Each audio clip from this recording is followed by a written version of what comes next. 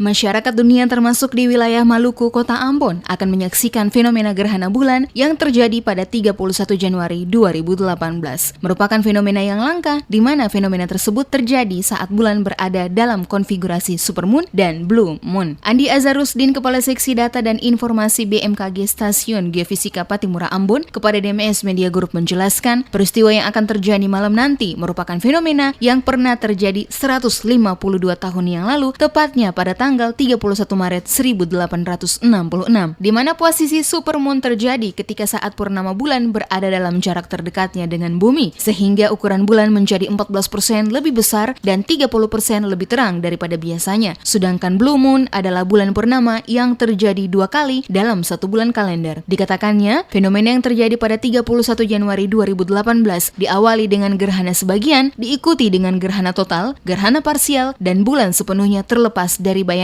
bumi. Peristiwa tersebut hanya terjadi di sebagian besar permukaan bumi, yaitu dari daerah Amerika Utara, Samudra Pasifik, Siberia Timur, dan Asia, termasuk Indonesia. Sementara waktu kejadian gerhana nanti diperkirakan pada pukul 19:48 waktu Indonesia Timur, yang diawali dengan gerhana parsial disusul gerhana total pada pukul 22:29 waktu Indonesia Timur, dan akan berakhir pada pukul 01:09 dini hari waktu Indonesia Timur. Untuk dampak yang ditimbulkan akibat peristiwa tersebut, menurut Azhar, akan terjadinya pasang surut air laut. Khusus untuk wilayah Indonesia Tengah dan Timur, akan terjadi air pasang dengan ketinggian 1,5 meter pada pesisir pantai. Namun masyarakat yang bermukim di pesisir pantai diminta untuk tidak panik karena hal itu masih dalam batas normal.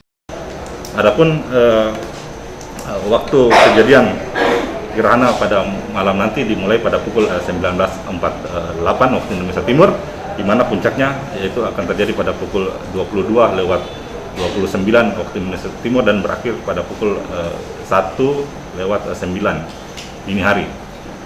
Adapun dampak yang